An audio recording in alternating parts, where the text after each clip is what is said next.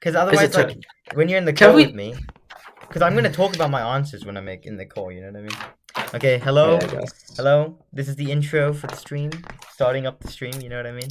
The 2018 paper sucks though. It does it. I don't really remember it. I'm sure I've done some questions from it, but I don't really remember. It's like you do. Yeah, haven't you done it like a lot recently? I've seen a couple questions. It's fine. That's why it's an 80% run. What's up? What's up? What's up, guys? Okay. Alright. People should be joining decently soon. I just thought I'd have a little pre-stream. So, Bailey, how have you been up to? What have you been up to? Putting him on the spot. Nothing. You know, I said yesterday that yesterday that last time that my stream was kind of mid and my future stream should be better, but like I kind of don't think it was gonna be better, but like I'm learning, you know what I mean? As I said previously, each stream is a learning experience. Yeah, so I set up the live split, so we got a split for each question, so you can see the time spent on all of them, and I set up some other stuff, so just looking for a good stream. Got the formula sheet. We're going to be doing the 2018 paper today. Then we also got question 1. How many viewers we got in the chat? Just 1 viewer, just you, Bailey. Alright, that's sick, bro. That's actually really cool. Wait, I need to... Okay, wait. I have a problem. Oh, wait, that's actually... Oh, wait. Wait, hello. Bailey. Yeah? I have one little tiny problem. Actually, no, it's whatever. Oh, you left the stream? Why? Why leave the stream? It says 0 viewers. What the hell? Questionable. Alright. Maybe it's because I'm alt tabbed. Okay, gonna be starting at 6 p.m. No cheating. Don't tell me any answers. Alright. Okay, I won't. Alright. Oh, you're looking. You haven't started the paper yet. I'm not to look yet. Oh, okay, sorry. 6 p.m. I was literally scrolling down in this thing. It's not that deep. No, the other thing you ended up in there. Oh, yeah, 10 seconds behind. I'll scroll up. I forgot. Okay.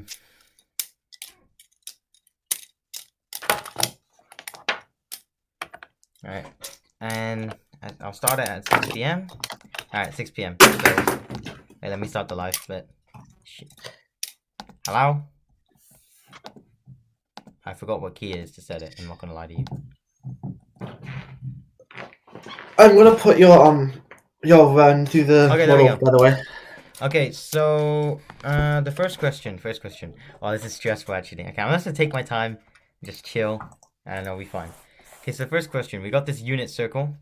I'm not gonna bother explaining unit circles like I did in like previous stuff. I explained the stuff I was doing. I'm just gonna do it. So I have unit circle or some other method, proof from first principles that cos of a minus b is equal to cos of ab plus sine of ab. Okay, so what I'm gonna do is, I have the diagram, right? So r, this bit here r, oh, let me get the pen open. This bit here r, this is gonna be, this bit here is gonna be cos of a alpha minus beta, and then it's gonna be sine of the same thing. And then the q bit is gonna be this. It's gonna be cos pen moment. Oh no. Wait, my pen's bugging. Gonna be cos of beta and then sine of beta, and then p is gonna be just cos of alpha. No, sine of, wait, it's gonna be cos alpha sine alpha. That's what it's gonna be. So then I want to work out what ROA is,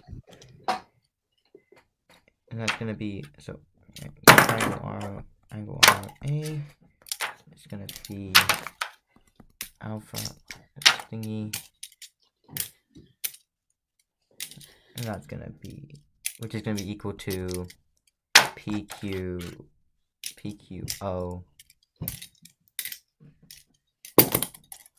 It's gonna be equal to this bit here. These two are gonna be the same.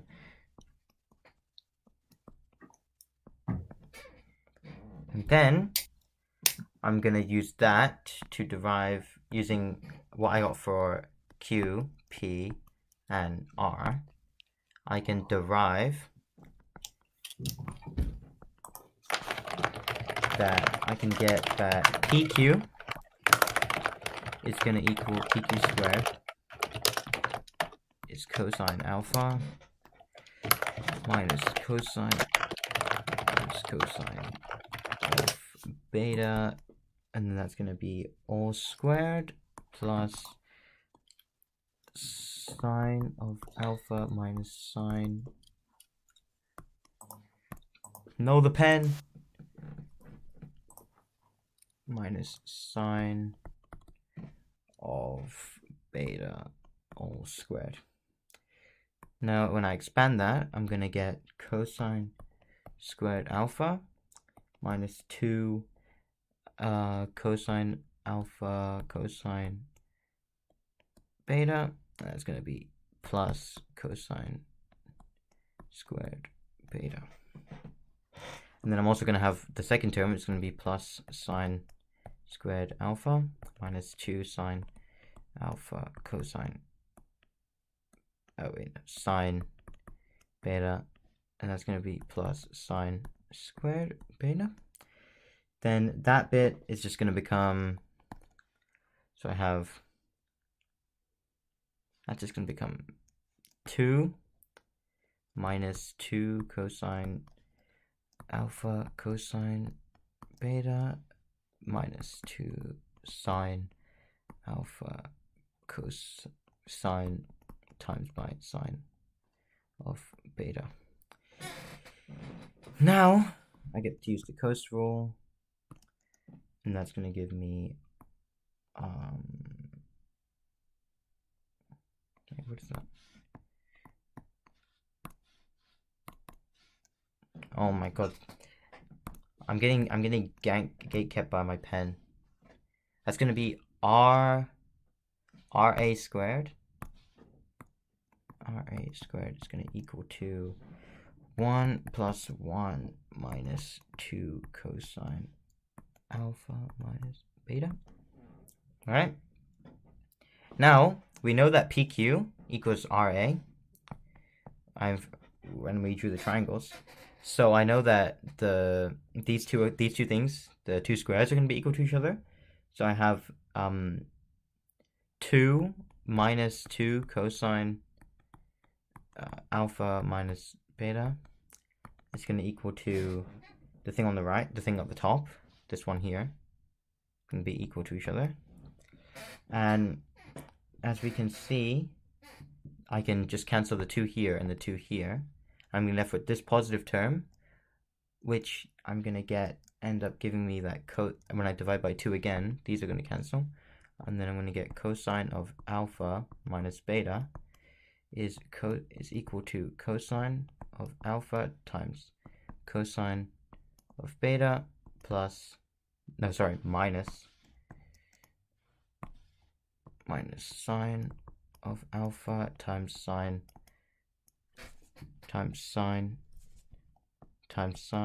of beta. And that, I believe, is what we're trying to show. Wait, it is plus. Oh, sorry, yeah, I divided by -2, because that's how I get rid of the negative, because there's a negative term here, negative here, negative here. And so then, yeah, that's going to be right, because I got the same answer. And so then we'll go down to question 1. To question 1b. Okay, what's this one? Point. Okay.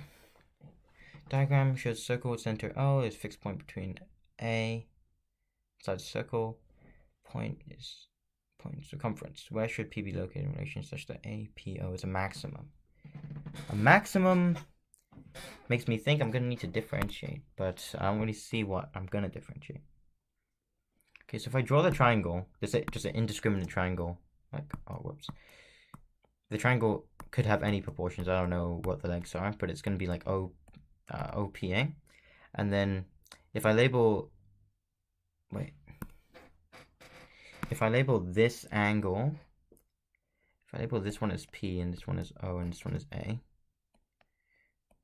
then I'm going to get like, if I use the sine rule, like sine A over A equals sine B over blah blah blah, then I can get sine of P, i.e. this angle, it's going to give me OA, and then sine of A is going to give me OP, right? And then therefore P is going to be equal to OA times sine A,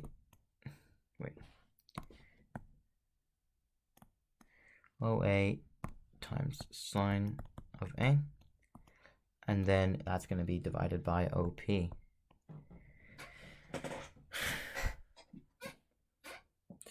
Oh wait, no, there's a sign here.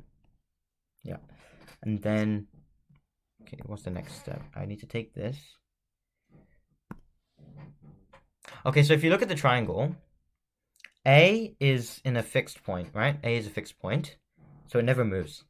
And P is just a point on anywhere on the circumference, and O is also a fixed point. It's just the center of the circle. So by that logic, since O and P are fixed and only P moves, we know that OA and OP are both, they're fixed, right? They're set values, they're constants. So if they're constant, then we can basically set them both to being K, where K is, we can set O over A to OP to be equal to K, because they're both just arbitrary constants. They could be like anything. So we have sine P equals K times sine of A. And then what we can do is, we want to get when sine P is a maximum, right?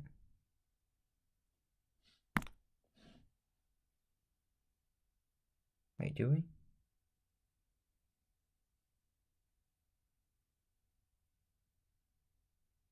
Yeah, we want to get where sine P is a maximum, and then that will give us when the triangle APO is a maximum. They occur interchangeably, right? And so that's going to be when sine A, so if we have a sine curve, right? So sine's maximum value is 1.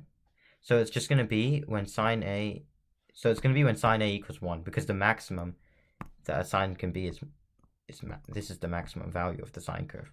So we're going to get when A is, when the angle A is equal to pi over 2, because that's when sine is 1. And then that's going to be when that's going to occur at a 90 degrees. That's going to occur at 90 degrees. So i.e. when OA, wait. So it's going to occur at 90 degrees in the triangle, right? Pi, 90 degrees is pi over 2. This occurs at, when, so it's going to be when they're perpendicular from each other, right? So when OA is perpendicular to PA, and then it's going to be when, in brackets, when P on either side of OA. That's when it's going to happen.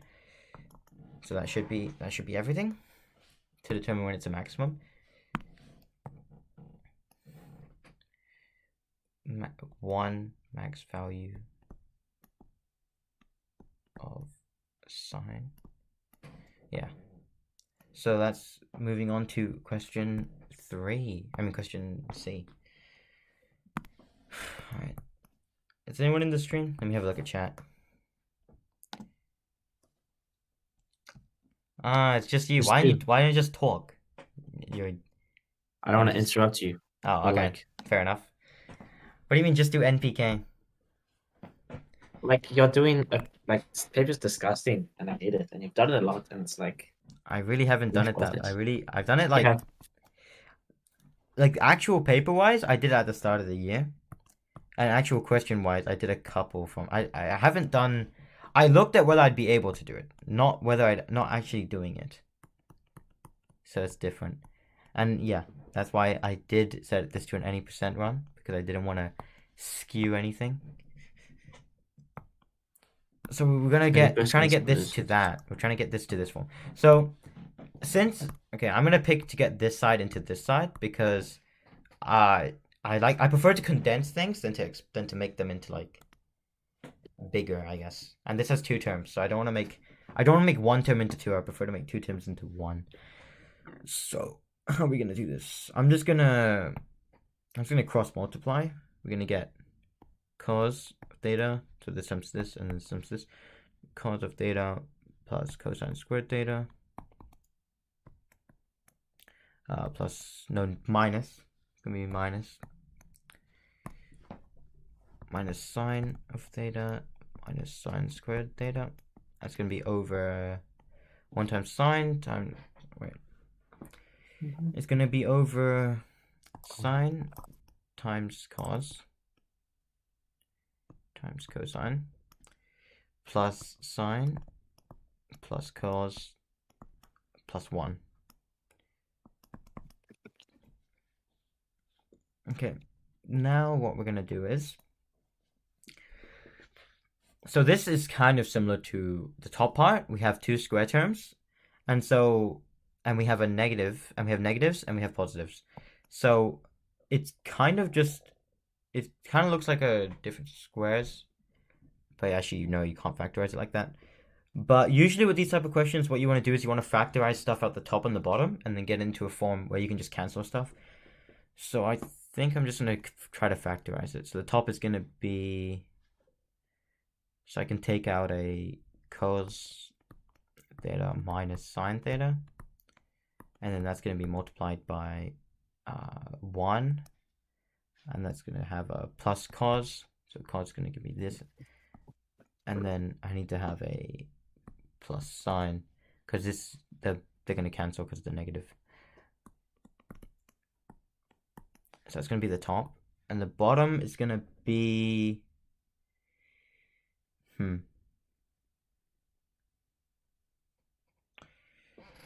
Now, the bottom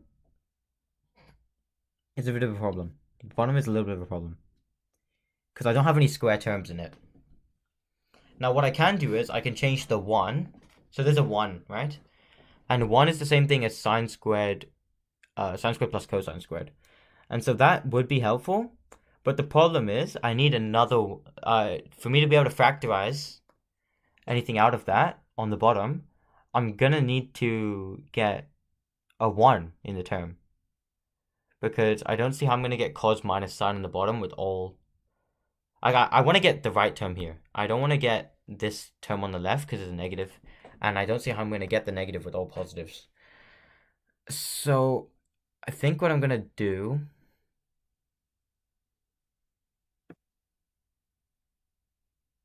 Oh, right. So if you multiply the top and the bottom both by 2, then you can get... and then you can get 2, which is 1 plus 1, right? 2 is just 1 plus 1. So you're going to have 1, my pen, 1 plus 1. And that 1 is just going to be cosine squared, because we know that 1 is sine squared plus cosine squared. That one's just going to be, that one is just going to be, it's really weird. My pen it's a stylus, right? But for some reason, it just randomly doesn't work. But when I shake it, it works. And it's like I'm shaking the ink. You know what I mean? And it's going to have... Okay, I doubled the bottom. So it's going to be 2 sine theta cosine theta.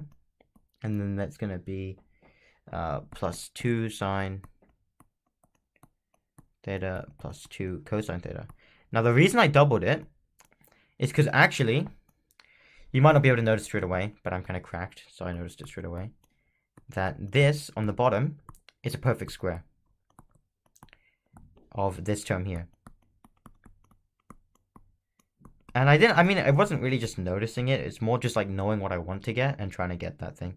So it's going to be 1 plus cosine theta plus sine theta all squared. And then I'm going to cancel one of them.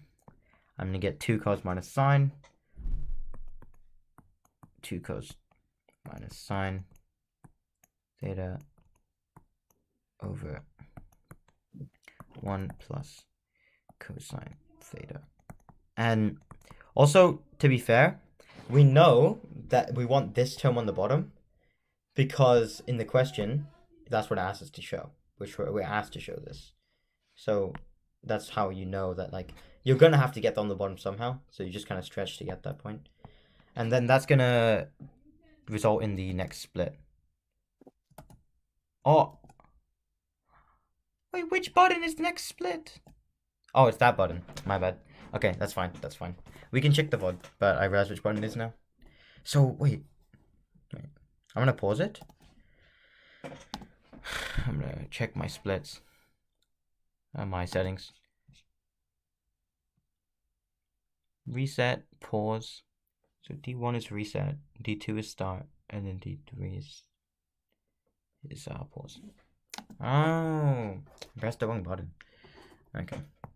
We'll continue the run. Okay, so now we're up to question 2A. Now this one looks interesting, actually. This one looks... I usually like these questions, and they're not... Like, if you get this type of question in school, it should just be 3 marks, because for one, you can just graph this. And so, like, if I really wanted to, I could whip out my graphing calculator and just graph this function and see exactly what's discontinuous. Wait, does it say you need to show... You don't even have to... Like, actually, it doesn't even have to... It doesn't even say how you have to do it. It just says to do it.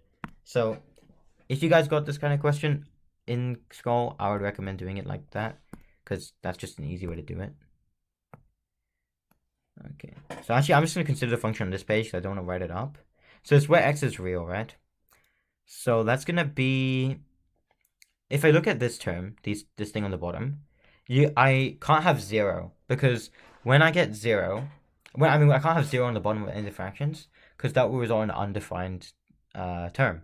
And obviously you can't differentiate something that's undefined. Or I mean, it will be discontinuous on a curve if it's undefined. So for this first one, we're going to get this bracket here. It's going to be negative 2 over 3. Then for this one here, it's going to be 3 over 5. Then for this one here, we're going to get... So all we need to do is just plug this into our calculator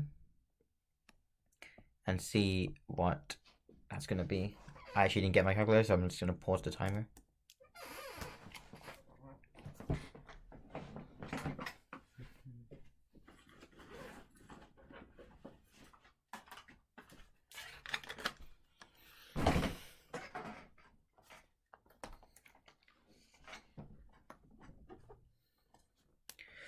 Alright, hello, I'm back. Alright, so if I put that in my calculator, I'm gonna get 5 plus minus root 13 over 2. And I'm also just gonna graph it just to make sure I got all the points right. It's only gonna take a second.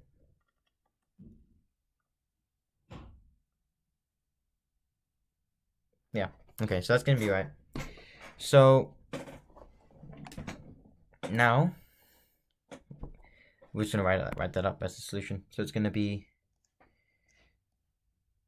discontinuous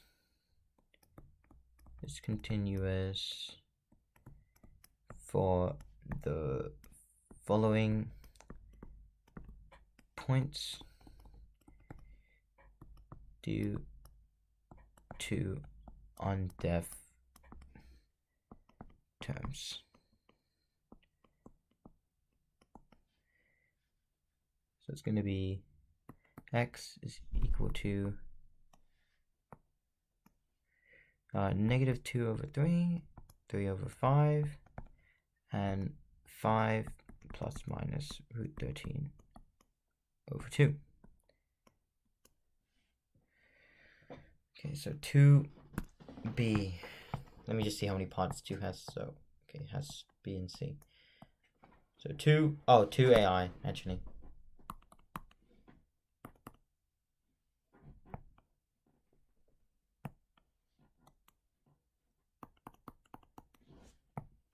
So what is the question actually asking? Find the limit of f(x) as x approaches a half. Okay. So it's just going to be taking the original function, right? Which is... Oh man, it's going to be a pain to write out. Okay, so f of x is equal to 2x squared minus 1 over 3x plus 2 times 5x minus 3.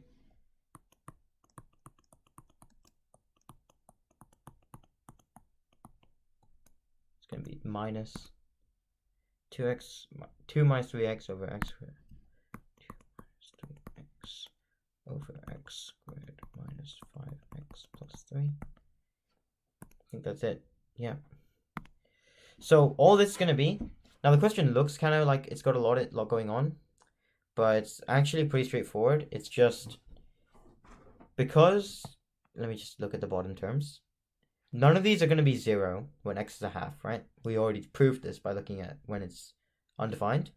So all we do is literally just... So this is going to be... So we're going to get lim as f of x. Okay, there shouldn't be other brackets, but it's whatever. Okay, what am I doing?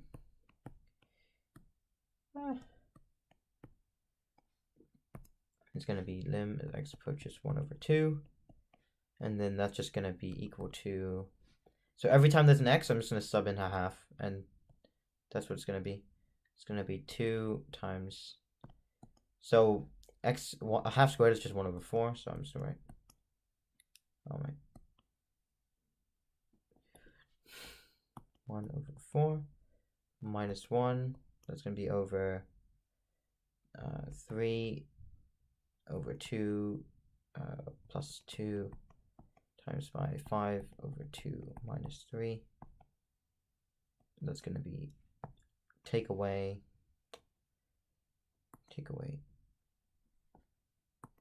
2 times 2 minus 3 over 2.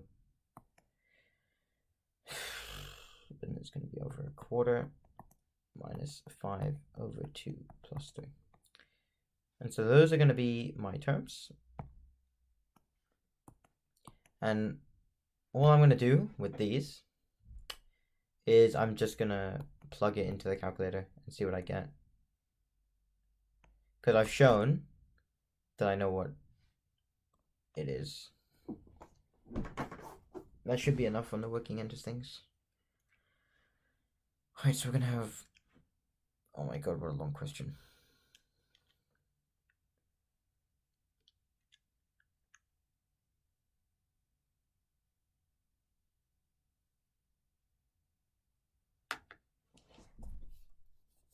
Alright, so we should get negative 8 over 21. And then moving on to question 2b. Show that the graphs x and y, xy equals root 2 and x squared minus y squared equals 1 have perpendicular tangents. So perpendicular tangents means their tangents meet at 90 degrees, right? So it's going to be x, wait, what is it? X squared minus y squared equals 1? Yeah. Now, this question, I'm just going to... Okay, I'm going to take this question, this equation. I'm going to get y equals root 2 over x. I'm going to sub that into this equation. I'm going to get x squared minus 2 over x squared equals 1. And then that's just going to give me x. I'm going to multiply by x squared. because I just expanded the bracket. I just squared the term. That's gonna be x minus 2, no, x to the 4 minus 2 equals x squared. So then I'm gonna take that. This is just difference of squares, so it's gonna be, wait, not a difference of squares. It's gonna be,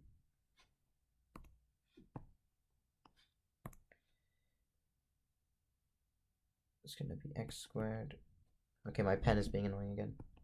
X squared plus 1 times x squared minus 2 equals 0. And then I'm going to take, so one of these has to equal 0, which means I'm going to get this point. This one's going to give me x equals plus minus 2. And the other one is going to give me x equals plus minus 1. Oh, wait, sorry, plus minus root 2. That one's going to give me x equals plus minus root 1. Now, that's going to give me, I mean, root 1 is just 1, right? So actually it's just going to be, so it's going to be plus minus 1 here, and then plus minus root 2 there. So that means the curves, since I set them equal to each other, right? That means my points are going to, my curves are going to meet at the point, the positives and the negatives. There's going to be root 2, 1, and then it's going to be minus root 2, minus 1. And then I'm going to take the curve, wait, hold on. What exactly is the question asking? Perpendicular tangents.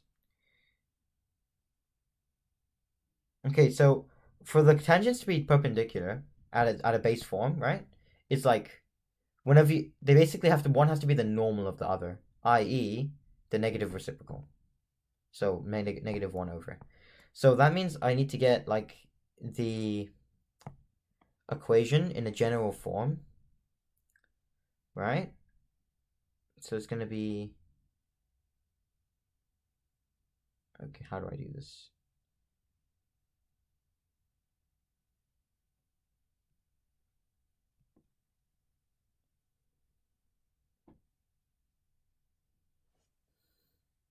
Okay, so xy equals root 2. We're going to take this equation. I'm going to get y equals root 2 over x.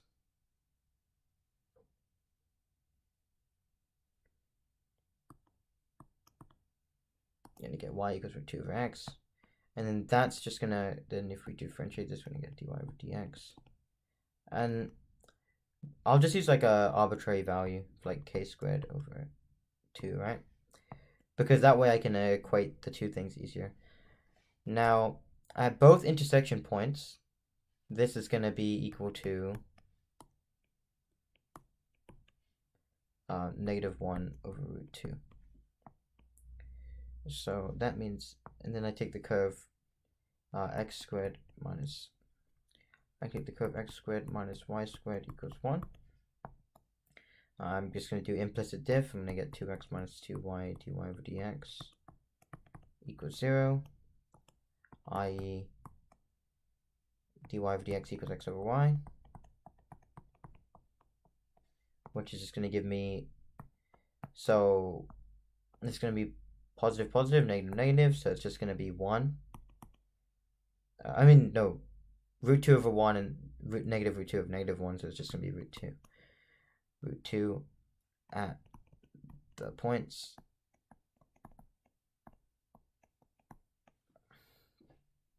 Then all I need to do is, wait.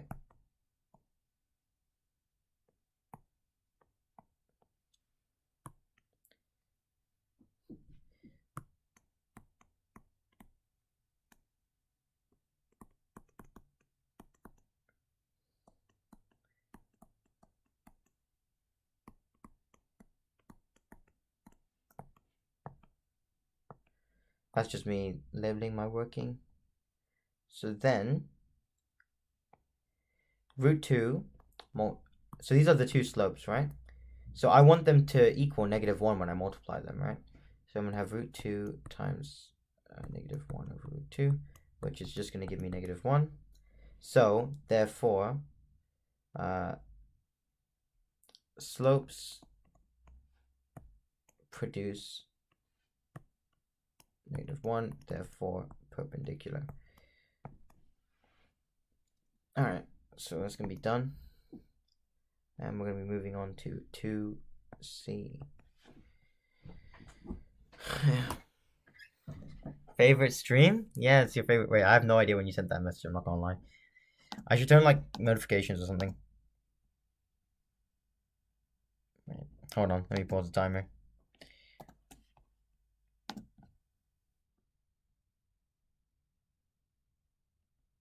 Alright. Yeah, we'll continue. Alright, so 2C. Roading system designed to be 3 towns, A, B, and C connected as shown. Okay, so AB equals AC equals 50 km. So we're gonna have a line like this, which is 50. A line like this, which is line like this, which is line like this, which is 50. Then BC is gonna equal 60, so like this, which is 60. Then we're gonna have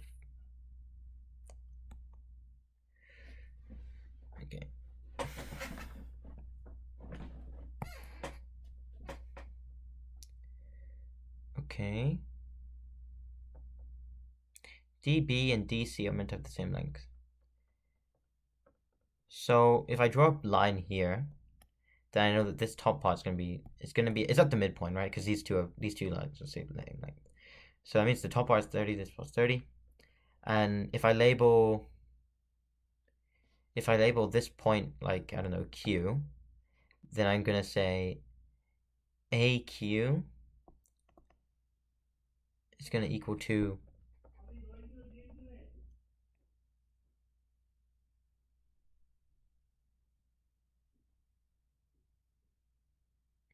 now AQ is actually just gonna be, because there's a right angle triangle here, like there's a right angle triangle right here. So you can actually just work out AQ, it's gonna be 50 squared minus 30 squared. I mean square root of that. But so I know that, and I also know that this whole thing is gonna be, wait, hold on, make sure I'm doing this right. Actually, I'm just gonna let this length here, this DQ length, I'm gonna let this equal, let DQ equal X, let it equal X. Because I'm gonna need to form some sort of f of x function so I can show it's a minimum. So that's gonna be what my x term is. And then this length here is gonna be 40 minus x.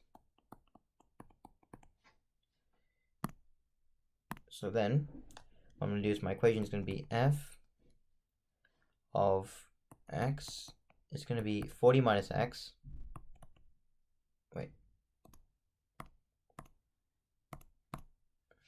Oh no. It's gonna be 40 minus x, which is just, because that's just this part here, right? And keep in mind the part that we're trying to minimize is this whole length here, AQ. I think that's what we're trying to minimize. Wait. The system is designed to minimize the total length of road, and the system is designed to intersect. Yeah, okay. So that's going to be a function of f of x of 40 minus x plus 2 times the square root of x squared plus 900.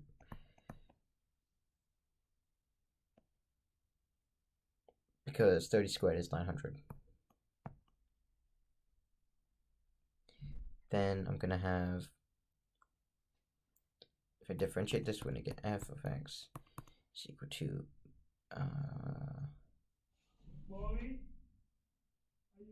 2x times 900 plus x squared to the negative half, i.e. 1 over the square root, but I'm just going to leave it in that form since I'm going to have to do the second derivative as well. And then that's going to be minus 1 of that term. Then I'm going to set it to 0. F of 0, f prime of 0 is going to equal to. It's going to give me. Okay,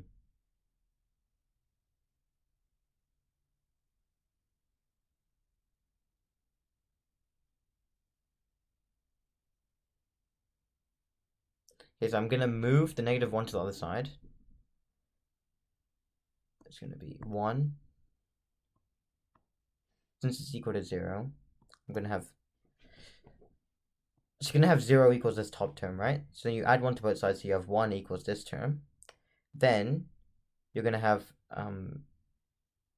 You're going to divide and move it over. So we're just going to get square root of x squared plus 900 is equal to 2x. Then we're going to square both sides. And we're going to get 4x squared is going to equal x squared plus 900. I'm going to get 3x squared equals 900. And that's just going to give me x equals root 300, which is plus minus 10 root 3.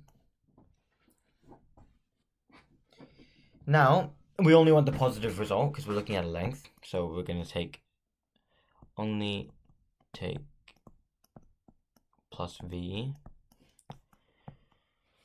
Now we're going to go f of x is going to equal to 2. Because we have to show that it is indeed a minimum. And that's going to occur when the second derivative is larger than 0, right? So that's going to be f of x is going to equal to 2x 900, same term here. And it's going to be negative x times x squared plus 900. And it's going to go one step further over here. It's going to be negative 3 instead of negative 1. And that's going to be also times by 2x. So I actually could have made this negative 2x squared here. But I didn't, so it's whatever. Then I'm going to plug in my point, my positive value. So I'm going to get f of 10 times 3. So I'm just going to plug it into my calculator and see what it gives me.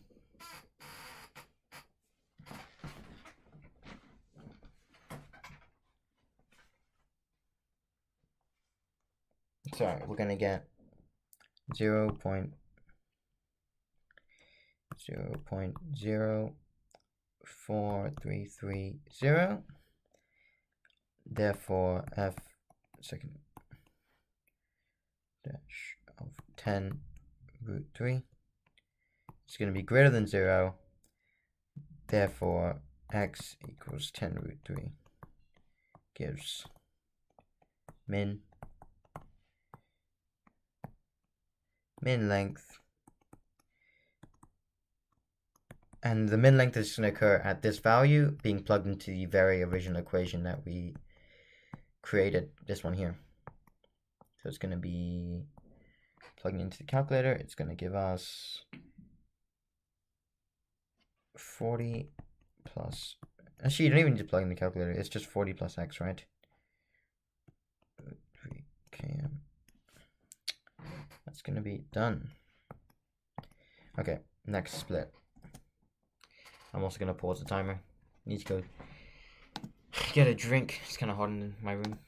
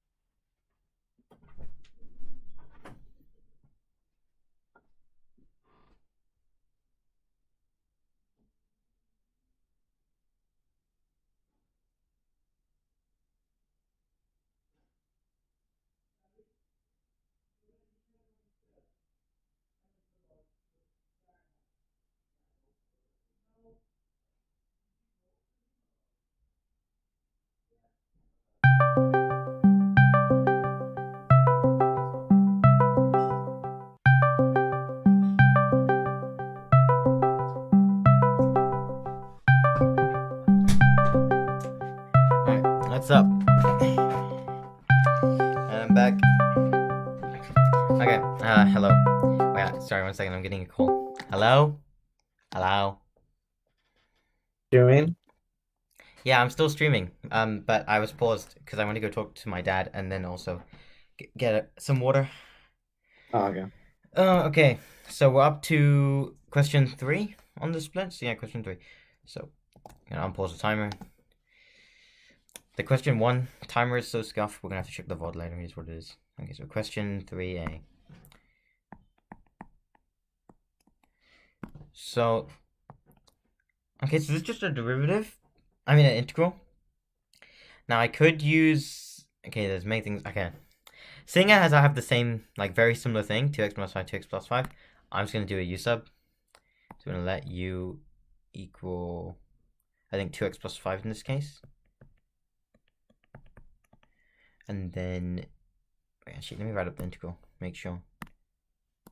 U equals 2x plus 5, then... Yeah, that's going to be good. So then x is going to equal to...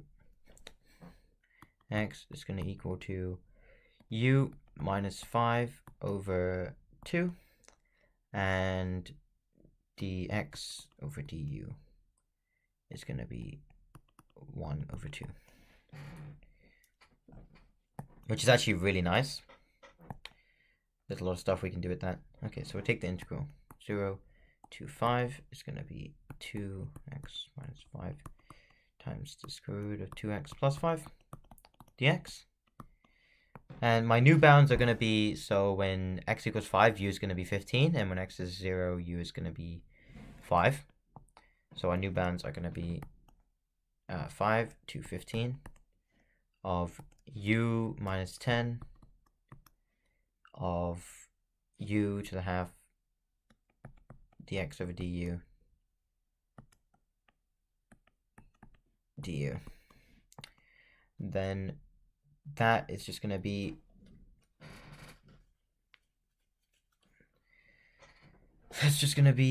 equal to integral of 5 to 15. We'll change this, we'll expand this bracket out, so we're going to get u to the 3 over 2 minus 10 u to the half of 1 over 2 du, because dx over du is just 1 over 2.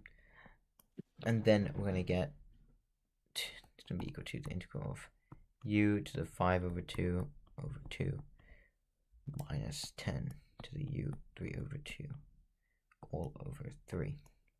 Wait, no, this term is over 5. And then that's going to be bounds 5, 15. It's going to plug into the calculator. That's going to equal something funny looking.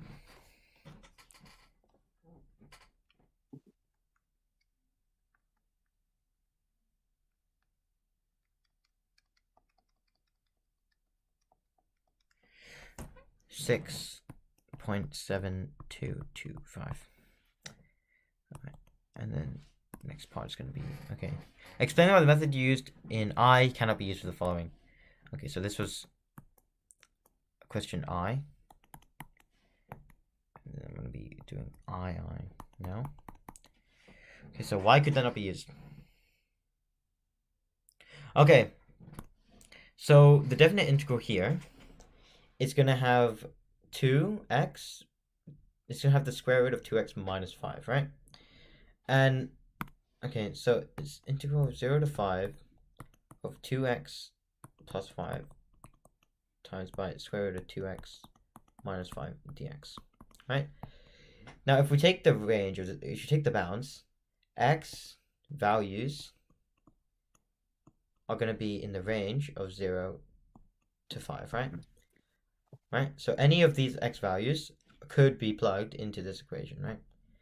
So that means if we take this root, this radical over here, this radical for anything lower than x does not, x is lower than 5 over 2 is undefined, right?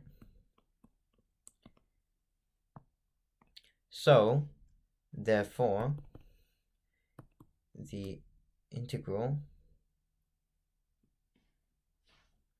undefined, wait. Yeah, so at these values x is undefined, so therefore, wait, actually I already wrote the therefore symbol. I'm not gonna write the word. Therefore, cannot be evaluated as root 2x minus 5 is not defined for x is less than 5 over 2. And then that's going to be that one done. So up to question B. Oh, this one does not look fun at all. What the heck, so much words. Alright. Gonna need a second to read this.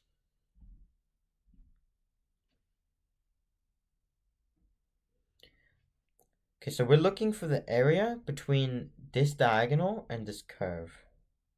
Right? We're looking for this area here. And it's going to be from this point to this point. So it's going to be 0 to 1. So it's a definite integral. And now the equation is just going to be this equation minus this equation.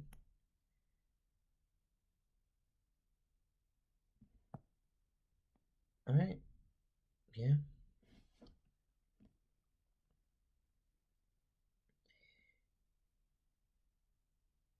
Well, I just kind of assumed it's integration. Wait, hold on. Yeah, area between the curve.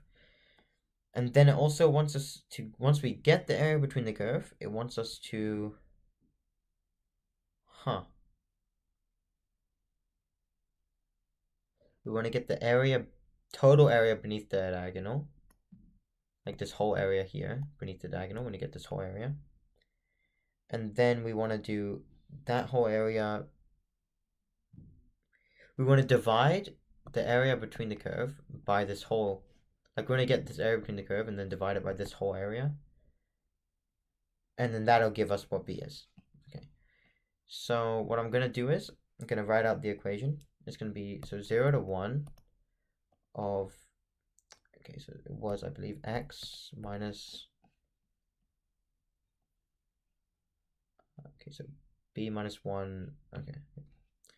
So b minus 1 over b times x squared, and there's going to be plus 1 over b, 1 over b times x. That's what the terms were. And it's going to be dx. Okay, so this is a very weird looking integral. Okay, so what you can do is, what the easiest thing to do is would be to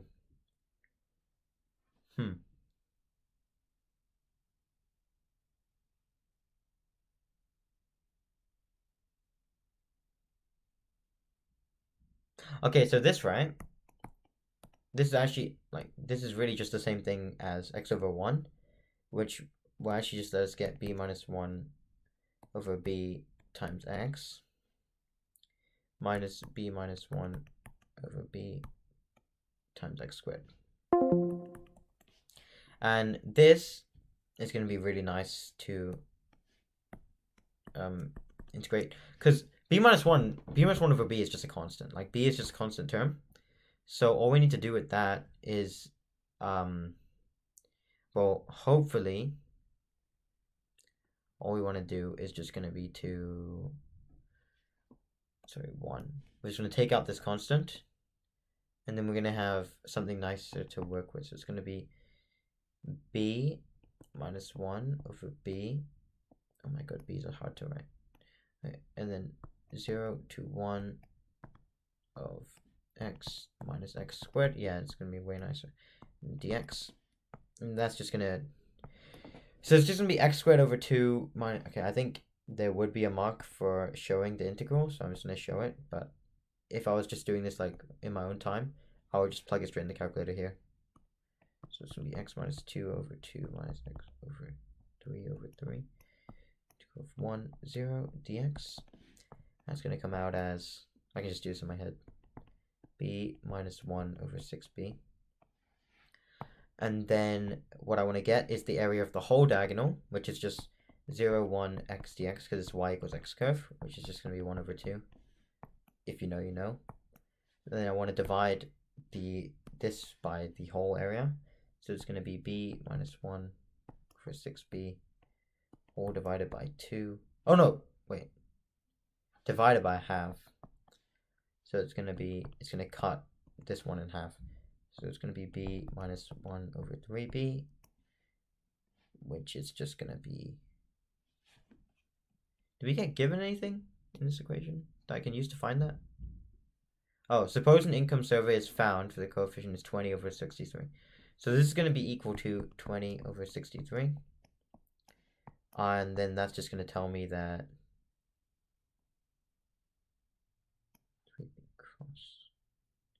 okay, therefore b is going to be equal to 21. Now, I think that's the end of that question. Question C. What the hell, man? What is it? These long ass questions. How's chat going? Is anyone in chat? Nobody. It is what it is. Got one viewer at least. Alright.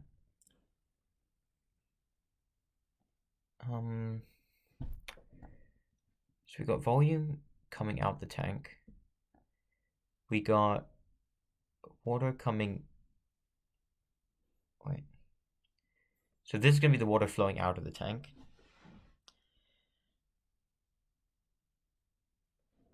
Okay.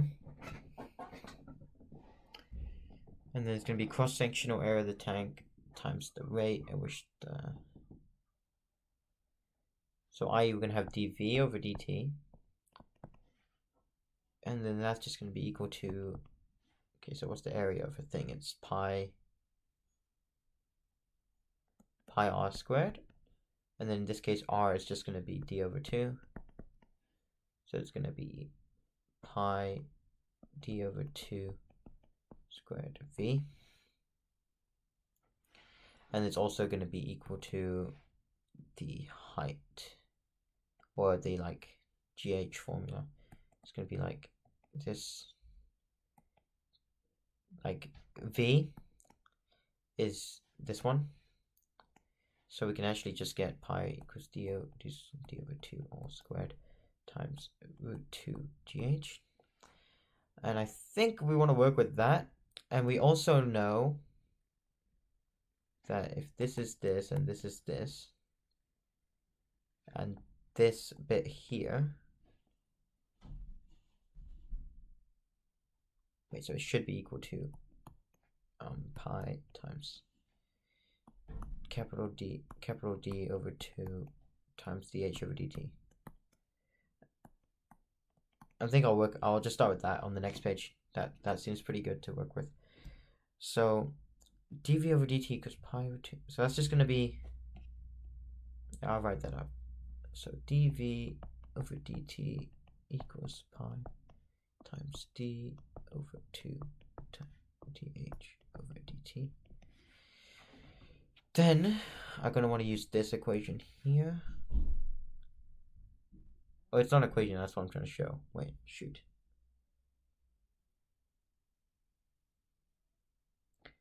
Okay, not a problem.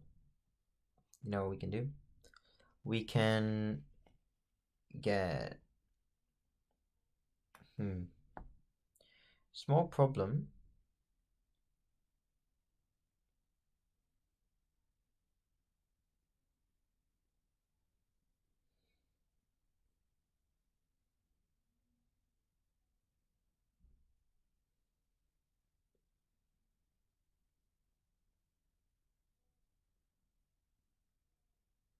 Alright, I think what I'm going to do is I'm going to set the two equations. I'm going to set this equation and this equation equal to each other. And then I'm going to get pi of capital D over 2 all squared times dh over dt is going to be equal to pi times little d over 2 all squared times root 2 gh. Now what I can do is I can cancel the pi's and I can equate, I want to get dt on its own. So I'm going to have big D squared over little d squared times root 2 gh dh equals dt. Now, if you can't follow that, just get better, bro. I don't know what to tell you. Now, actually, I'm gonna rewrite this part because since my important value, like root 2g is just a constant, random constant, but root h is actually important. I might need to do stuff with it, like because I mean I'm going to need to do stuff with it, so I actually want to separate it out. So I'm gonna get d squared over little d squared times root 2g over, it's gonna be equal to the integral of h1 h2 to 1 over root h. See, I'm taking the h back out. I'm taking the h out. It's gonna be equal to the integral, the absolute value, because I want the time to be positive. d2 dt, and then that's just gonna be, so this one here is just gonna integrate to root h, h1 h2, and this one here is obviously going to integrate to t1 t2, and obviously still going to have this constant multiplying out, and then that should just simplify to, I mean, it should just simplify to what I'm trying to get, right? h1 h2, show that the time taken, this is the time taken. So yeah, believe that this part here is gonna be d, because this is d over d all squared, this bit here, and then this bit here is root 2 over g. Well, root of 2 over g, or I guess I'll rewrite that because it's hard to see. Times by the root of 2 over, oh, by the way, never mind, times by root h1 minus root h2, and then that's just going to equal time. That's just going to equal t1 t2, i.e. the distance time has changed, so just like changing time. I guess I could use a triangle, but I don't like using triangles for changing time in these math papers, purely because like discriminant is usually triangle, so I don't like using a symbol that can be used multiple ways. Okay, so a new split. We're gonna be on question 4a now.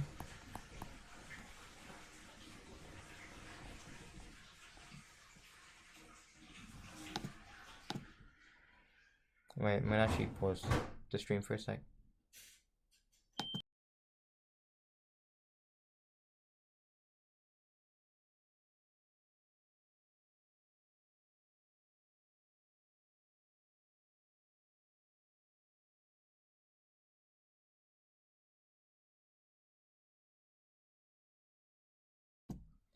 Alright. Okay, so next one, funny looking log question. It's gonna be, I'm gonna have log of 3, 4 minus 2x. What was the next bit? Plus log base 3 of x.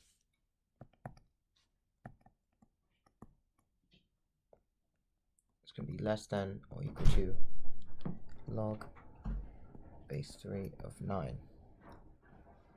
Now,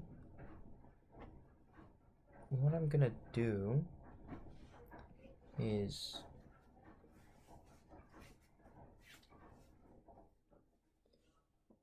just gonna wait, this is plus. So I'm gonna multiply these logs, and I'm gonna get log. By the way, because 2 is just log base 3 of 9, and then it's gonna be log of x times, so it's gonna be 4x minus 2x squared. So it's equal to log base 3 of 9. I'm going to cancel the log 3s. I'm going to get 4x minus 2x squared minus 9 minus 9 is less than or equal to 0. Then I'm going to multiply by minus 1. 1 because I like it being greater than, and 2 because I want a positive x squared value. Then with that, what I'm going to do is just going to, well, this is actually like just looking at the equation, right? So what we want to get is we want to find all the values for which this is true, right? Now, when we look at this equation here that we get, this is going to be true for all real values of x. That's true for all real values of x. Because any like if you test 0, right, then it's just going to be 9. And as you any value bigger than that is still going to be true, because 2 and like squaring it and multiplying by 2 is going to do more than 4 will do, especially with the 9. And so now we need to check the logs, because when we can't log, all our logs have to be of something greater than, wait,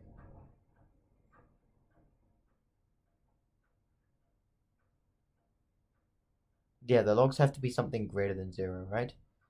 Because otherwise it's not going to work. So we're going to get that 4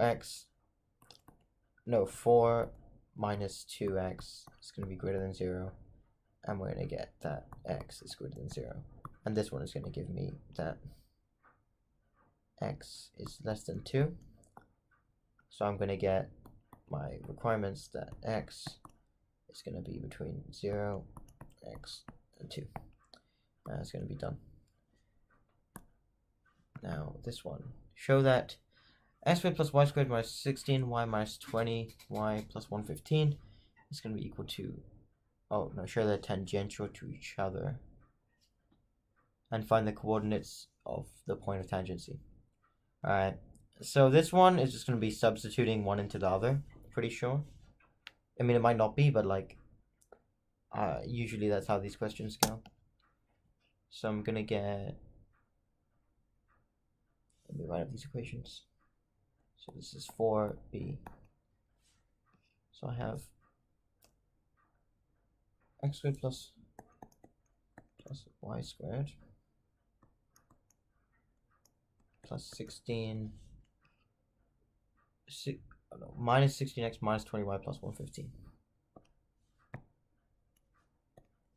Minus 16x minus 20y plus 115 equals 0, right?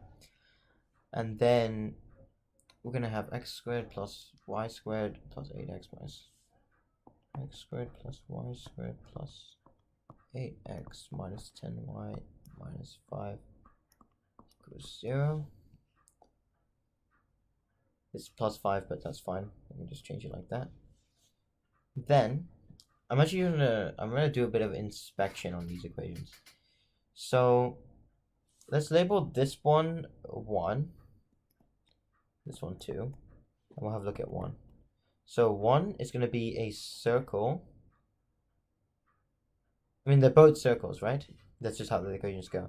And then the first one is going to be, the center is going to be 8, 10. Just half of those two numbers. And the radius is going to be completing the square. 36 is going to be it's going to be 6, because it's going to give me, yeah, it's going to be 6. And then the second one is going to be -4 and then 5, and the radius is going to be, wait, no, this is going to be 7, and this one is going to be 6. Now the distance between the centers is just going to be derived from the square root of 8 minus 4 all squared plus 10 minus 5 all squared. Which is going to give me 5, 25, 16, it's going to be 13.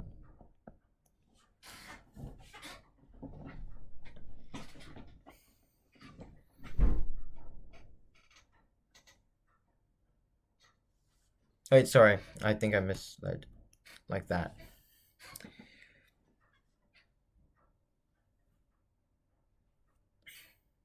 Wait. Yeah. Like that. Not communicating what I have in my head. So then... point of tangency...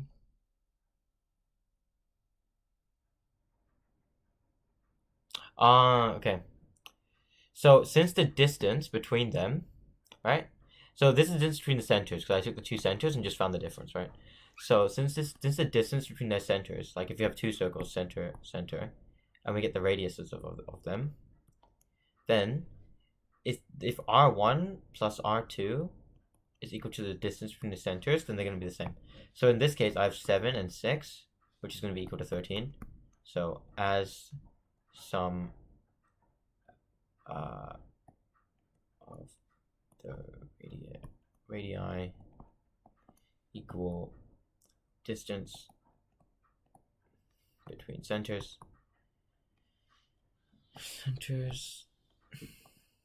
they are tangential.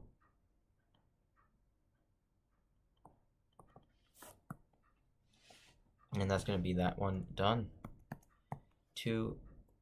4C, I believe.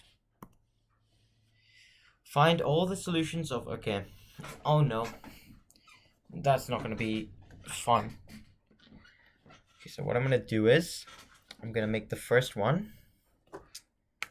Oh no. Okay, so this first equation... Okay, first thing I notice that you have the ability to factorize. So I'm going to factorize the top thing, x squared, x... Wait, how am I going to factorize something? X... Oh my god, x plus y all squared. And then this is not the same thing as x squared plus y squared. There's actually going to be a plus 2xy, so I need to take away 2xy from this term. And then this one is going to be plus 3 times x plus y equal to 8. And the reason I did this is just because there's an xy here, and I can factorize this thing. So if I do this, I can get them in... I can sub them into each other very nicely, I think. Going to be equal to 2. Now what I'm going to do is I'm going to label this as 1, and this is 2. I'm just going to sub 2 into 1 after getting it in this form. Equals 2 minus 4x times... Yeah, I'm going to sub 2 into 1. And then that's just going to give me... This is going to go into here. So I'm going to get... x plus y all squared minus 2 times 2 minus 4 times x plus y plus 3 times x plus y. It's going to equal to 8. Just 8. Okay. Now what? So I'm just going to expand these brackets. Or just this middle one here. So I'm going to get x plus y all squared plus minus 11 times xy. Then I'm going to get plus 3 xy. No, sorry, this one here is a and this one is 3. So it's just going to be, and then I'm going to get...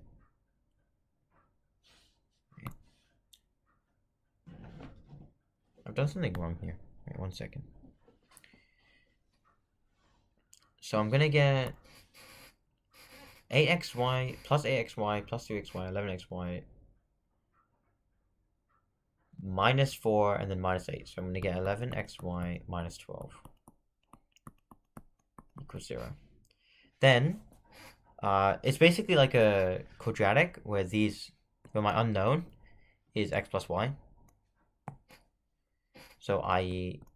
u equals x plus y, and then I get u squared plus 11u minus 12 equals 0. Therefore, x plus y is going to equal to 1 or minus 12. Then I'm going to take this one, this case here. I'm going to get xy equals 2 minus 4 times x plus y. It's going to be 1. So it's just going to be equal to negative 2. Now, when xy is negative 2, I'm going to get that x equals 2, and y equals negative 1. Or I'm going to get when negative 1 or 2, right? There's the combination of solutions I have.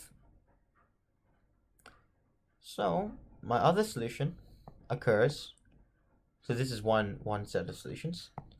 My other solution occurs when I take x plus y to be negative 12. So that's going to be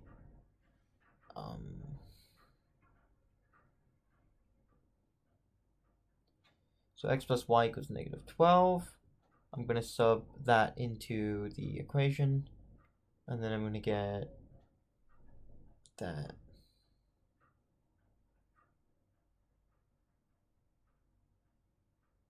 I'm going to get x times y equals 2 minus 4 times negative 12, which is going to give me 50. So xy equals 50, and these are going to be my complex solutions because I've already got my real ones. So my complex solutions xy equals 50. I'm just going to plug that into some solver on my calculator and see what I get. Oh, okay, so it's going to be equal to plus minus, oh actually no, that's always negative. So it's going to be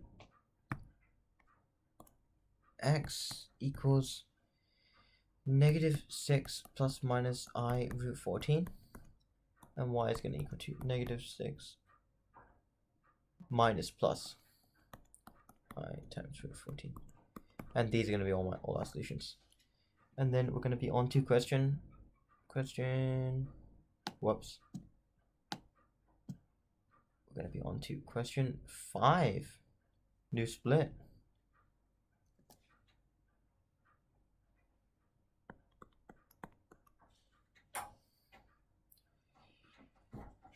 Okay, what is this complex algebra question? Okay, so we're gonna have z to the negative 1. Oh my goodness.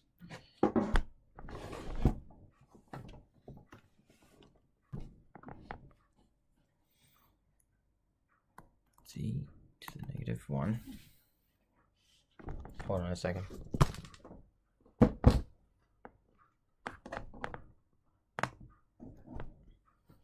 Just sort out my setup.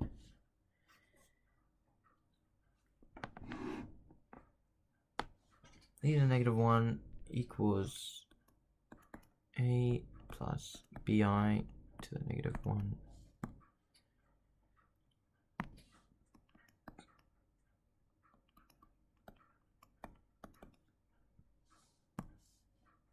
Yeah, where a, b, and c are real, and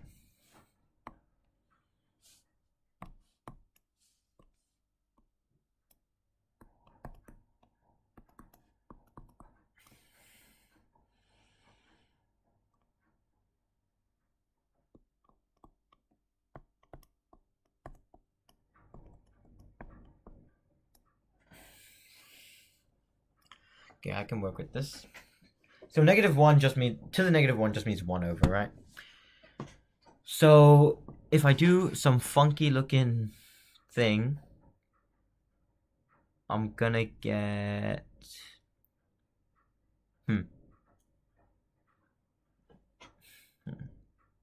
So I want to find what z is, right? So what I'm gonna do is I'm gonna get, oh no, it's gonna be like so awful. It's gonna be, so this first term is gonna come out as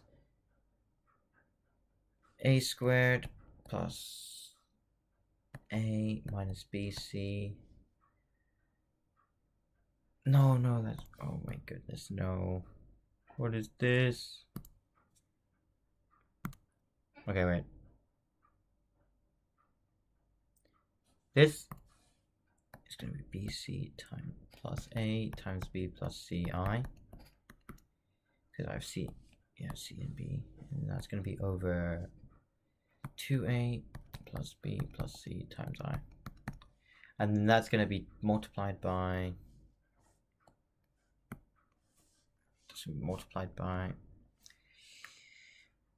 2A minus, this is just 1, it's just multiplied by 1, but I'm going to multiply it by, so this is what, this bit here is what this comes out as, right? And I'm going to multiply it by the conjugate of the bottom, because, well, the conjugate of this bottom term is going to be this, right? It's going to be 2A minus B plus C times I. That's the conjugate of the bottom bit. And I'm going to multiply the top and the bottom by the conjugate so I can rationalize the denominator.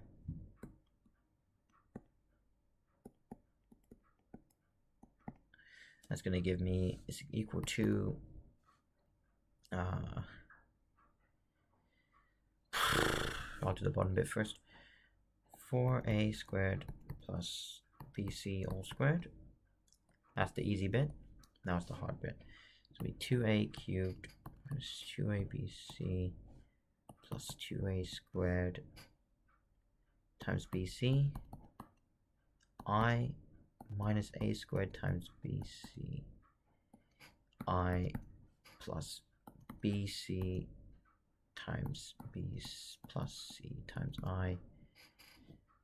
And there's also going to be a little bit over here, which is going to be plus A.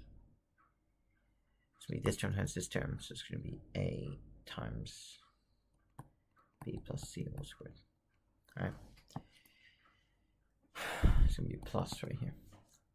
Plus. Then that, I want only the real portion of C. Yeah, real part of Z.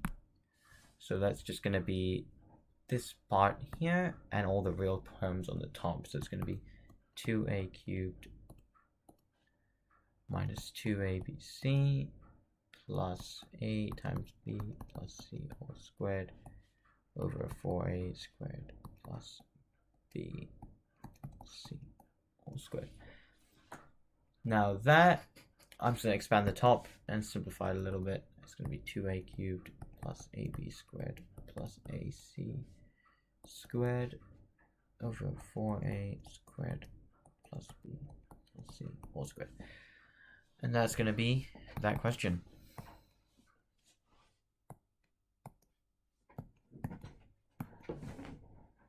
Okay, so 5B. Okay, 5B has 3 parts. BI, BII, and BII. 5BI. So, okay. Let's have a look at this question. So we got this janky looking ice cream cone kind of shape for a spherical ball thing. Well, this is 120. Beneath the top bearing, found the radius of the second ball bearing. Okay, so what we're gonna do, what I'm gonna draw is, this is gonna be the point C. And the second ball bearing is just gonna be the radius of this point, and then this point, and then so on, of each of the ball bearings. Like this, right? So i.e., we got a general triangle, I think, for what it's look like. Because we have the triangle ACV, which is the big triangle, this one here. We're gonna have, and let's say like, this is P and this is Q. Then we're gonna have like, the triangle ACV is gonna be similar. It's gonna be similar to triangle PQ. PQV, right?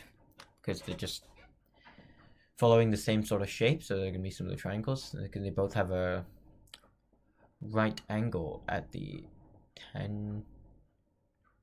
Well, they share the common V, and they both have a right angle at this bit here, the tangent to the radius. So therefore, they're gonna be similar. Now, what we're gonna do is we're gonna get from this that AC over CV is going to equal to PQ over P over QV. I think. Yeah. And we'll work with that. Okay, so AC, yeah, AC over CV equals x equals x. PQ. Did I even write Q? Yeah, QV.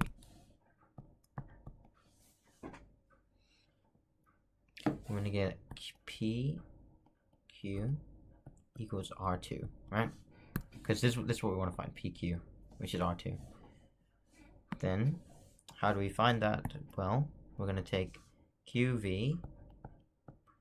It's equal to CV minus CQ, and then that's gonna be equal to this whole distance here is 120. And this one here is going to be 20 plus R2. So it's going to be 120 minus 20 plus R2. And that's going to be QV equals 100 minus R2. And then I substitute this back into my first equation up here. And then I'm going to get that. So AC over AC is 20 and CV is 120.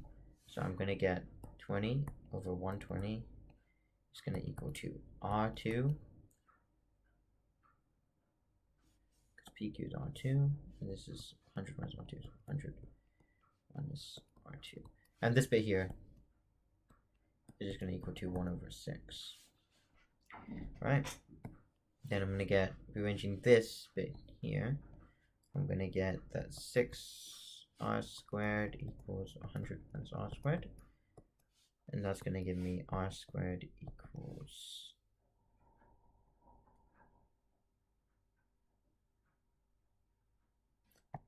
going to give me 100 minus r squared. I'm going to get 7r squared. Okay, so I'm going to get r squared equals 100 over 7 millimeters. And that's going to be the answer for what R2 is. Now, II, this will be the next part. Oh, this is a pain. Okay, find an expression in terms of n for the radius of the nth ball bearing. So I'm going to have to look for what I did and find a pattern, or I'm going to have to derive something else.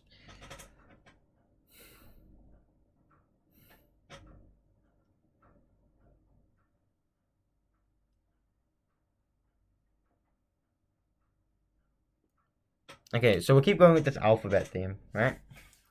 I'm going to take the shape. I'm going to redraw it. And then we're going to get like this circle, circle, circle, circle, circle thing, right? Then there's going to be V.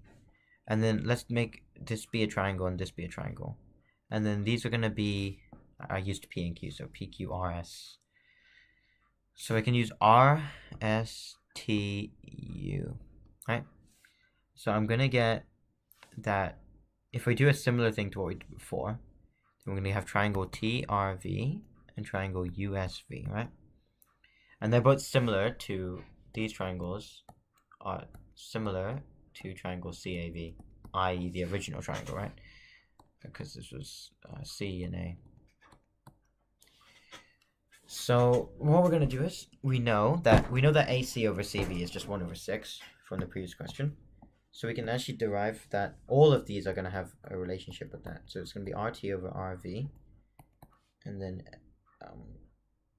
it's TV, because the one in the middle. RT over TV, and then SU over UV is going to equal to AC over CV. And then all of these are going to equal 1 over 6. Now, what if we try subbing in the radius as r to the n plus 1, and so on? Because we want to get that kind of formula. So we're going to get RT, the top bit is always the radius of that given circle. So it's going to be, this one is going to be, in this case, r to the n over TV equals 1 over 6, right? For this triangle over here. Then that is going to be, give me that 6r to the n equals TV. And it's also going to be equal to UV. No, which is going to give me, UV is going to be n plus 1 because it's the next triangle over. It's going to equal to 6r n plus 1. But we also know, if we take TV, we know that TV is going to equal to TU plus UV, similarly to what we derived earlier with this whole thing. So, taking that, we get that 6r to the n equals r to the n plus r to the n plus 1 plus 6r to the n plus 1, which gives that 7 and blah, blah, blah, we get minus 75, 77. So we're going to get r to the n plus 1 over r to the n equals 5 over 7. Then this is going to have like it's going to have a geometric sequence where like term 1, wait, what is term 1? Term 1 is 20, right? So we're going to have a geometric sequence with the ratio is going to be 5 over 7, and T1 is going to be 20. So the nth radius, we're looking for the nth radius, is going to be r to the n times T1 times 5 over 7 to the power of n minus 1. Okay, and final part is going to be, so suppose the sequence of the ball bearings in the cone was infinite, okay, show the maximum. So it's infinite ball bearings, but they have a maximum volume. Okay, that's weird. How are we going to do that? So volume of a sphere. What is the volume of a sphere again? It's on here somewhere. 4 pi r to the 3. 4, 3 pi r to the 3. 4 over 3. And then, okay. So we're going to take the infinite sequence, i.e.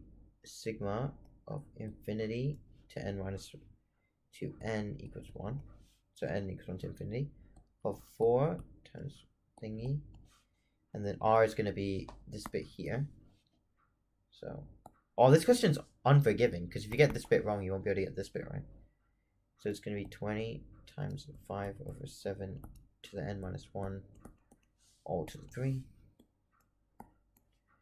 And that is going to be equal to 4 over 3 times pi to the 20 cubed of the...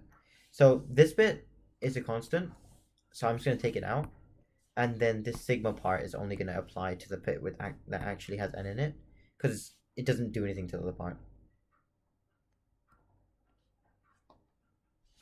N equals 1 of 5 over 7 to the 3 n minus 3. This is just 3 times n minus 1. And then r is always greater than 1, right? So that means the series of s to infinity is going to converge at a over 1 minus r. It's just the equation given. And then we're going to get that v, i.e. series converges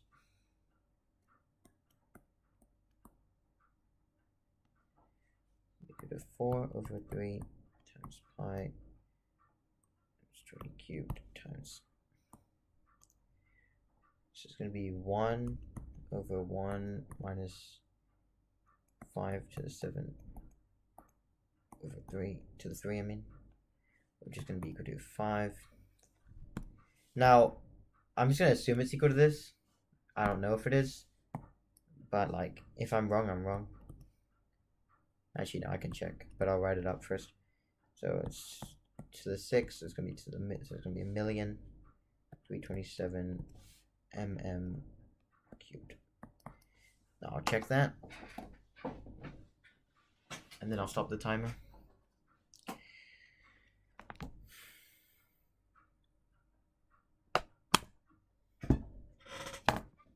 All right.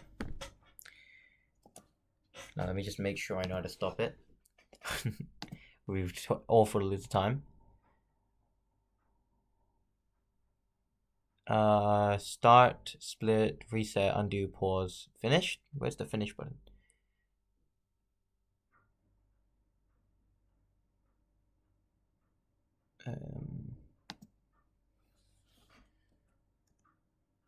Wait, I think I just go next split. Yeah, okay. So 111.40. Guess I have to. Huh? Oh. Hello? Hello? Wait. Hello? It appears you're ending stream. Yeah, wait. Did I make a mistake? He said I made a mistake. I'm kind of worried now. It was Lewis. I think he was joking. Ah, okay. Wait, I can't see timestamps on when people send stuff. That's kind of a problem. I have a really good question for you to do, by the way, if you want to do it. Wait, should I mark it on stream to see if the paper is valid? So Yeah. if you want, yeah. Yeah, let's mark it on stream. You can watch me mark it on stream as well. That'd be funny. But this question, it's No, lucky. I stop. know the answer to it. Stop.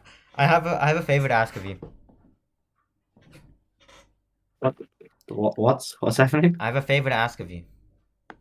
What's my your So I don't want to open up my own stream and like scroll through it. Can you go to when I accidentally reset the timer for Q1 and check what the time is so we can get a time spent? For Q1? Yeah, I accidentally reset the timer on Q1. Can you find when I did that? When did you reset it? I don't know, that's why I'm asking you. Just go like early on. It will be like around 20 minutes, I think. Okay, so we got the paper, we got the marking schedule. Let's see how we did. So all I need to do is pass, because it's any percent run. So as long as I pass the paper, it counts. The run counts. So we'll have a look. So we'll go up to my thingy, and we'll see how I did. You never saved the time, but it was 18 minutes and 9 seconds. That's what I'm saying. I actually made a mistake. 18 minutes, 9 seconds. So I add Yeah, 18 to this time. 18 minutes, 9. Let's just say 1 hour, 1.5 hours. Actually, we can do it exact. 18 minutes, 9? Yeah. So it was 129.49. That's pretty good. Let me record that. 129.49.14. I'll put it in the resources channel. 129.49.14. Current world record. Current world record any percent. Assuming I passed the paper. Okay, we'll have a look. Alright, so what did they do for this question? Oh, this is gonna be a pain if I get this wrong. Okay. Okay, first question. PQ, blah blah blah. What did I do? I said PQ equal to this, and then I said PQ equals blah blah blah. Cosine rule RA squared. I think he did a similar thing to me. Yeah, I did it the same way. Okay, that's chill. So 7-8 outstanding level. Okay, so this one I'm assuming I would have got everything right. I would have got all the marks for this question. So we'll do this part right. Then sine rule, OP, K set it to a variable. Schol. I did it the same way. Triangle. Alright, cool. And then I get OA perpendicular to PA. Yeah, okay, nice. And then the next part.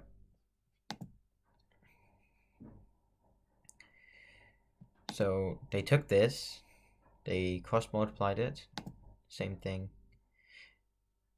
I mean, this is pretty much perfect. Like, even if it's I don't think it's exactly the same as what they did, but even if it's not, like, I've shown what I wanted to show, and I've done it in valid working. To get the answer, yes. Yeah. That's fine. So this is going to be here, and that's going to be 8 marks. So then the next part, this one actually has marks, which is rare. All we're just going to do is following points, -2 over 3, 3 over 5, blah, blah, blah. I mean, I knew this already because I did the calculator. Then -8 over 21. Same answer, yeah. Then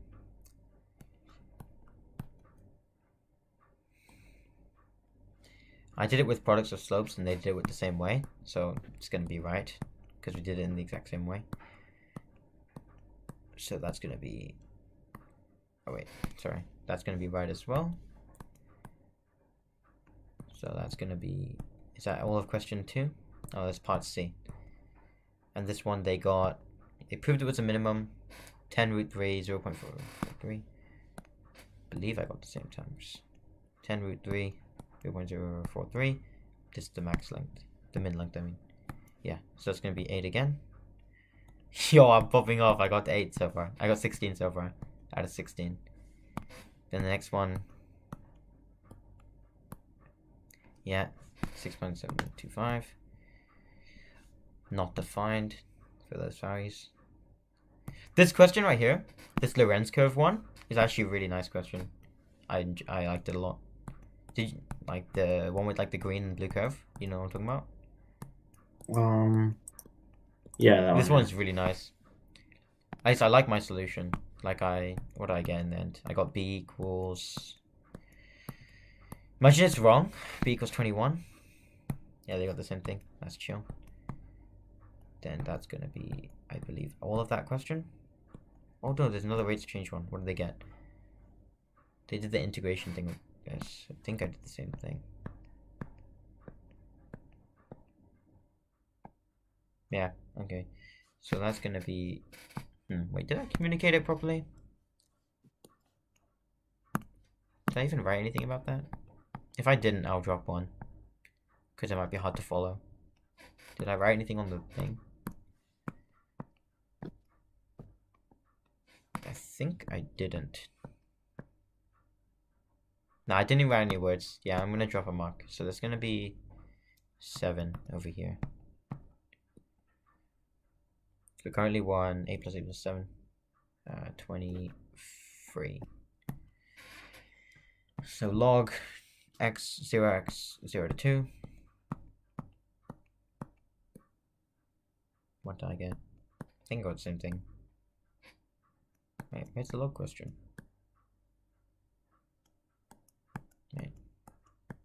0 to 2. Yeah, cool. 95 over 13.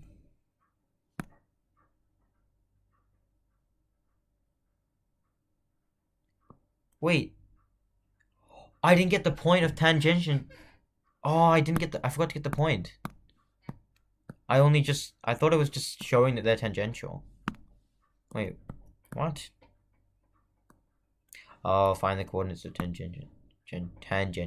See. So I'm assuming the distribution of marks for this question would be, so there's 3 parts. So assuming this is 3, this is 3, and this is 2, because 8 total, right? So I think I would lose. I think I'd lose 2 marks for this, or maybe 1 mark. What do you think? So Rayleigh? did you get 20? Did you get? No, this part here. 6 on that? I did up to here. Do you think I would have lost 1 mark or 2? So what? I went up to here. What's hell? Look the stream. I am looking at the stream. What? Oh, I'm looking at the stream. How long's the delay? Wait. There's no cursor. Oh, yeah, there is a cursor. Oh, that. I Okay, highlighted it. I see. Yeah, I see. Do you think I would have lost 1 or 2? Probably 2. Oh, 1. 2. I want to go with 2. Final answer. Yeah, okay. I'm happy with that. So then this is -2. So I'm at. And did I get the next bit right? Hopefully. So I'm on 23 so far. This one. Yeah, I got the same roots. So that's chill. So I would have dropped 2 on this question. So that would have been 6. So 23 plus 6 is 29. Then the last bit. Okay, I mean, I literally just did these questions a second ago. I did this one the exact same way. And then this one, did I get the same value? 100 over 7. Yeah, okay, cool. Then 20. I think that's the same thing. Yeah. And it's a show that, so. I think I probably would have lost a mark for not writing any words. So I'll do -1 here. So that's going to be 7 plus 29. That's going to be 7 plus 29. That's going to be 36. Okay. Your final grade? Yeah, 36 out of 40. So usually the outstanding mark is around 33 to 34. I mean, 30 usually the outstanding, but this is an 90% run, so I can't get outstanding anyway. But the pass mark is usually like 21 to 23. So according to the pretty sure mathematical I would have passed. according to the mathematical model So I made, you got 0.75. we can officially validate this world record run. This is the world record run right here. What's a world record one? Huh? What? How is this world record? Because I'm the only one that's done this run. Yeah. I made the category. You know what I mean? Can you do this question now? I kind of need to know the answer. Sure. We can do some more math on stream. Why not? Should Okay. I change the stream title? I should change the stream title. Actually, Random no, I Maths shouldn't. I Math. shouldn't. Because it's not like Twitch. I forgot. Made a mistake. Yeah. I made a mistake. Okay. Yeah, go ahead. Find x such that sine of x over n is equal to 0 for all values of n between 0 between. Send me the question. wait. I'll open it up. Okay, wait. I'll open it up on. I'll do it in this thing. I might not do it because my brain's kind of fried from doing math like an hour and a half. Bailey question. How many viewers do we have right now? A whole 0 viewers. I thought you were watching. I swear it's so bugged, by the way. Yeah, it is. I am watching. League stream when. Dude, I keep forgetting that chat exists. Such a problem. Okay, I sent you the question. You sent me the question? Yeah. Give me a moment. And if you want an easier one, then do that.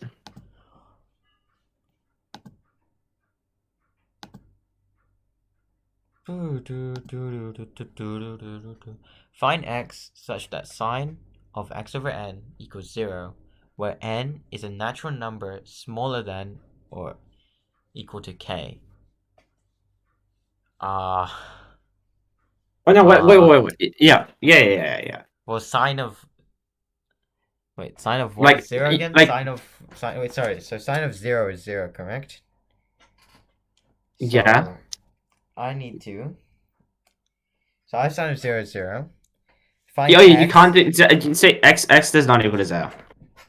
Can't do that. That's illegal. Believe me, that's cheating. Yeah, it's like I forgot to say that you're not allowed to do that. Okay, so for those of you who are a bit confused, I should probably write up the question. It's like, I'm saying for those of you who are a bit confused, but nobody's watching! And it's like, my bad. Okay, so we want to find x when sine of x over n equals 0 and x does not equal 0, and also natural number smaller than or equal to k.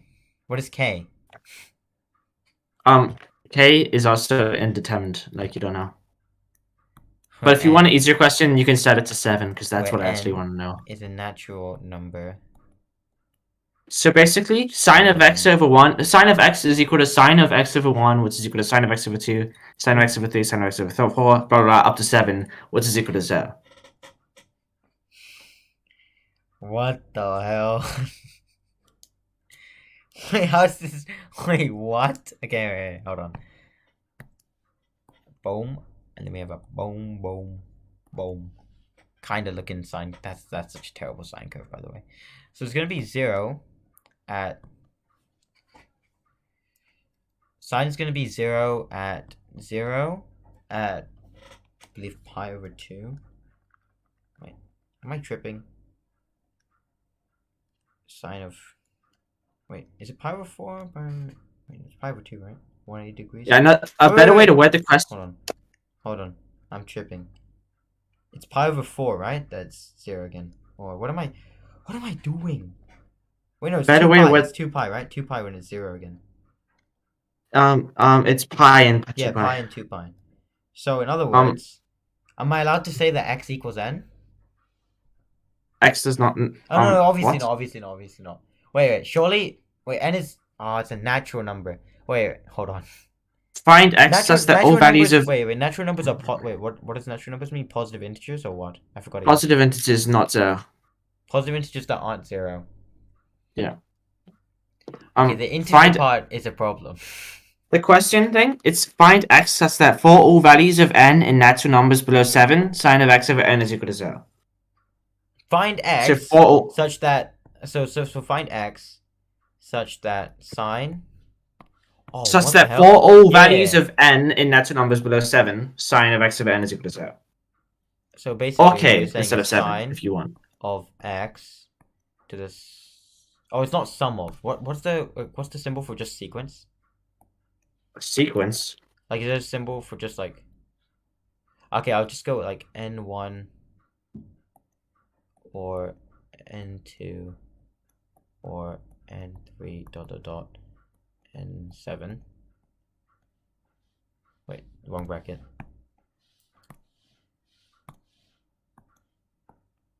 Then that's gonna be. This is assuming that it's possible. If it's not possible, you need to tell me. I improve it.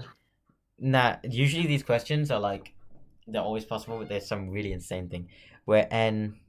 You know, I came up with this question, so it could be impossible. Tn is just 1. No, Tn is just n.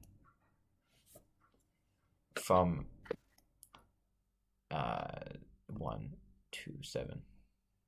Is it even the right notation? I don't even know. How would you notate that it goes from 1 to 7 only?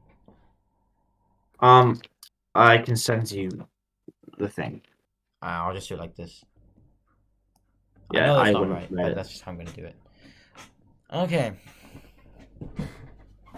What the hell? Wait, so you're telling me that I have to get something such that sine of x over 1, i.e. sine of x, is the same thing. Wait, hold on a second.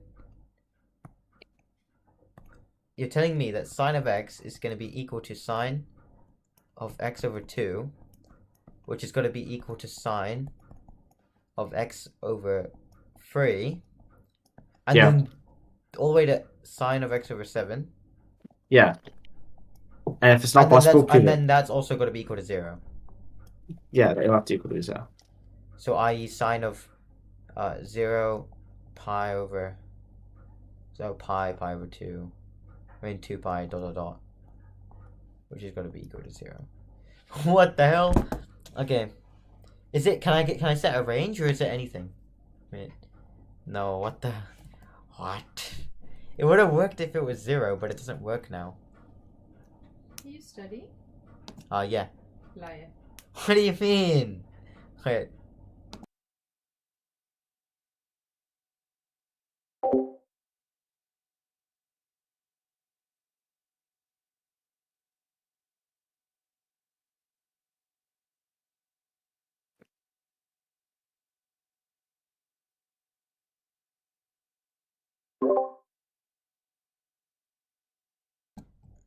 But genuinely, how does this work? I'm so confused. Wait, what? Okay, so x can't be 0, you said, right? 100% x can't be 0. Yeah, x can't be... Wait, if I say that it's not possible, do I have to prove it, or are you just happy with me saying it's not possible? No, you have to prove it. How would I prove this, man? Because what I was thinking of, right, is I set x to some really weird, like... Wait, actually, I think it is possible.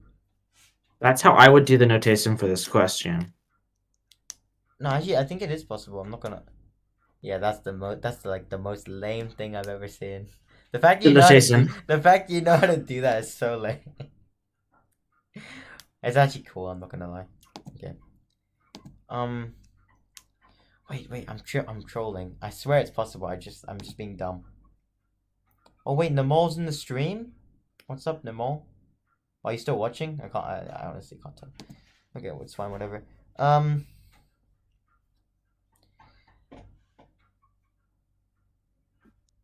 Oh, I should add world record to the title of my stream.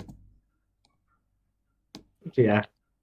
Where do But, where do I add world record? I don't know. Do you know why I'm trying to do this, by the way? This is applicable to a real thing. I'll change the title afterwards. Open this link I sent you, and I'll explain why I want this. But wait, so do you know the answer? No, I don't.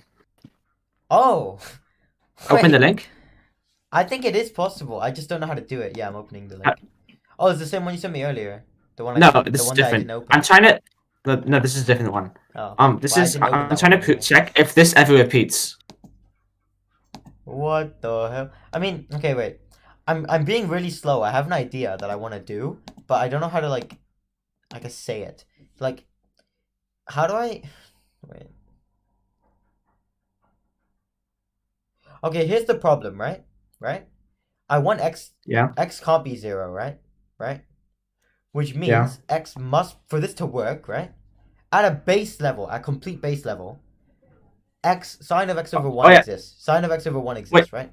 It exists. Wait. Oh yeah. By the way, x is not. It's not that it's not equal to 0. It's x is bigger than 0. By the way. No, but sine has to be 0. Sine. Yeah. Sine has to be 0, but Sine x of is bigger over than n. 0. Yeah. So sine of x over n is equal to 0, right? Yeah. And one of the Yeah. terms I have is sine of x over 1, i.e. sine of x is equal to 0, right? And that will only happen at pi over 2, 2 pi, 3 pi, 4 pi, i.e. Oh, that's a smart way of doing i.e. it. a multiple So of pi, right? Which means x has to be a multiple of pi, like a integer multiple of pi, right? It has to be, no matter what. Which means, but sine of this thing, x of pi over 2, that only works. This could work for even values of x of pi over 2, right? Sine of x of pi over 2, sine of x of 2 works, so this could work, right? And then this could also work when for the even values of x, which do exist, so that's still wait, fine. what are you saying? I lost you. For like the even multiples of pi, right? X, like even multiples of pi, when you sub them into here, you still get a multiple of pi, right? So it's valid. Yeah. So you don't have to worry about sine 2 or sine 4. Yeah. Right. And Is then, that yeah, no, these are the ones that would work, right? Sine 2 and sine 4 would work, but odd numbers wouldn't work because then you'd get a thing that's not even integer multiple of pi. Now we try x over 3, right? Are there any even multiples of this that would still work? Yeah, 6 pi. So i.e. the number that would work, we just keep going all the way up to so this would still work. Then we do sine of pi over 4. I mean x over 4. Oh, so you're basically doing lowest common multiple. Now, obviously this would work. So the answer is just going to be the lowest common multiple of 2, 3, 4, 1, 2, 3, 4, 5, 6, 7. That's what the answer is. Okay, so I guess yeah, that makes sense. So then, how do we get that? I'm so goated. It's just gonna be 42. No. It's gonna be easy. I just don't know how to work with 7 because 7's the most janky number. So 6 times 7 is 42. That doesn't work. By the way, you do have to get the first the lowest iteration. number. Yeah. Oh my god. So it is lowest common multiple. You can't just multiply them all together. We'll work with 7. Work with 7 though. So 70 wouldn't work anyway. Oh my god. Is there like is there like a LCM checker? Yeah. Nah, I want to do myself. I'm so goated, by the way. for coming up with that. I knew it was doable. Like I just couldn't think of how for like too long, but I got it. Okay. All right. What's like the easiest way to do this? I mean, 7 times 6 times 5. What's that? That's gonna be It's already 4, 5, 6, 7. Those are the ones that matter. That times 7 is gonna be 210, right? 210 works for 2. It works for 3. Does it work for 4? Is 210 divisible with? No, it's not. Shoot, man. If I double it, will it work? I've got the answer, by the way. 210 is not divisible by 4. So, how do I make this work? Is it 420? Would 420 work? Is the answer 420? I've been telling you. No, just tell me, is 420 right? Yes. I'm so good. What can I say? If that... Yeah, okay, nice. Yo, that's actually such a good end to the stream. Okay, anyway. Anyone who watched the whole stream, thank you. Anyone who witnessed the world record, thank you for watching. We had a good day today. And also, if you make it to this part